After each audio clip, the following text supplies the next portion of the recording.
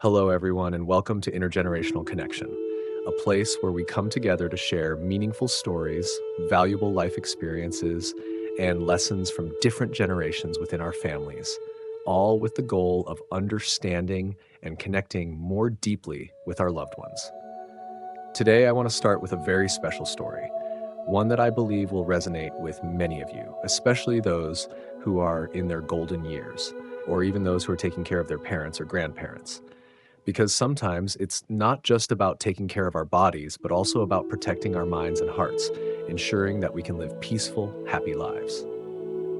Today's story touches on a very intriguing yet delicate topic: four types of relatives you should absolutely avoid visiting in your later years. Yes, even though they are family, not everyone brings peace and joy into our lives. There are relatives who, no matter how much we love them or try to help them, end up causing discomfort or even pain in ways we can't avoid. So let's dive into these stories together. Sometimes, recognizing the people who may bring unnecessary trouble into our lives can be a way for us to learn how to protect ourselves and live a more peaceful and fulfilling life. If you haven't subscribed to the channel yet, don't forget to click the subscribe button and turn on the notification bell so you never miss any of the meaningful stories and lessons I share here. Now, let's begin this journey together. There are peaceful afternoons when I sit in my favorite armchair, and memories of family, relationships, and the people who have passed through my life come to me like slow-motion film reels. These are the loved ones, but also the people who have made me feel sadness, pain, and sometimes even emotional wounds that I have struggled to heal. Life has a way of testing us in ways we never expect, and I have learned important lessons about family and relationships. Especially as we grow older, I realize more and more that the peace of our hearts depends heavily on the people we choose to keep close, and sometimes even relatives can become a burden. Today, I want to share with you a story I've gone through. It may resonate with what some of you have experienced, or it might help you realize something about the relationships in your life.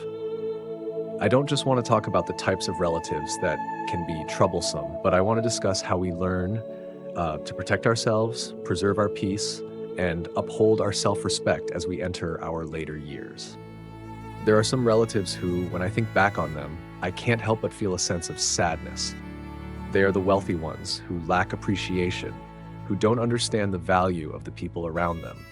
They live in their own world where money and status are everything. Their visits always leave me feeling small and insignificant. They come not to inquire about my well-being, not to share, but just to check if I am living well enough, if I am meeting their standards. I remember one time when my cousin came to visit. She's successful, wealthy, has a happy family, and a stable career. Every time she came, the atmosphere in my house became tense. She would look around with a judgmental eye, from the items in my house to the way I lived, the way I organized things. She could sit down at the dinner table and start criticizing my habits I had been doing for years. Once she laughed and said, "Is this how you live? I think you should change your way of life or it'll be hard to live well." At that moment, I just smiled, but inside I felt deeply hurt. It felt as if I were the loser and she was the one at the peak of the world. What hurt the most wasn't the words, but the lack of respect. Her visits always made me feel small, unworthy. My advice to you is, don't let anyone treat you that way, no matter who they are. You deserve to be surrounded by people who appreciate you, who love you. Don't let those who only see you as a subject for criticism, a tool to evaluate their worth, into your life. Then there are other relatives who, though poor, easily misunderstand your kindness. I once helped a relative, someone who had been through difficult times in life. She lived alone in a small house where I knew she had to struggle each day to get by. So I decided to help her a little, bringing some food and necessities to visit her. I thought that even doing something small could help her through her struggles. But when I arrived, she looked at me with a completely different gaze. She didn't thank me, didn't show any gratitude as I had expected. Instead, she said, "Do you think I need help? I don't need your pity." That feeling was really uncomfortable, as if I had done something wrong, even though I only wanted to help. I realized that sometimes our kindness can be misunderstood if we're not careful. My advice is help others without showing off, without needing recognition. Help quietly so they can feel your sincerity without feeling their self-respect is wounded. Because in life, helping is a good thing, but we must do it with tact and delicacy. There are relatives I no longer keep close, even though we were once very close. Many years ago, I had a sibling I was very close to. We grew up together, shared many joyful and sorrowful moments in life. But over time, we each took different paths. Though we are still family, we have grown distant. He has his own life, his own work, and I have my own concerns. Even when we meet, it's not the same as before. Our relationship has become awkward, like two strangers meeting, exchanging only polite greetings. I've learned something important. Relationships need to be nurtured. Just because we were close once doesn't mean we always will be. If time and distance have faded the feelings, sometimes we need to accept that things have changed. Don't try to restore a faded relationship, but focus on the present, on the people around you, those you can build new relationships with. Finally, there are relatives I think I need to avoid. Those with bad habits, living negatively, always bringing sad, bitter stories. These people not only cause trouble, but also affect your spirit. I once had a relative who, whenever we met, would tell dark stories about his life, failures, complaints, and everything in his life that made him angry and depressed. Meeting him only made me feel exhausted, sad, and full of worry.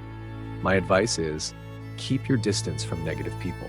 Don't let their sad stories, their anger, invade your soul. You have the right to choose the people you want to be around, and if that person doesn't bring peace, then keep your distance. You deserve to live in peace, in a positive and hopeful environment. Life is never simple, especially when we're older. We don't have the time to fix our mistakes, and we can't change the people around us, but we can choose how we live, choose the relationships that help us grow, be happy, and find peace. And in the later years of life, I want you to remember, we have the right to choose who we spend our time with, and we don't have to endure relationships that hurt our hearts. Thank you for listening to me today.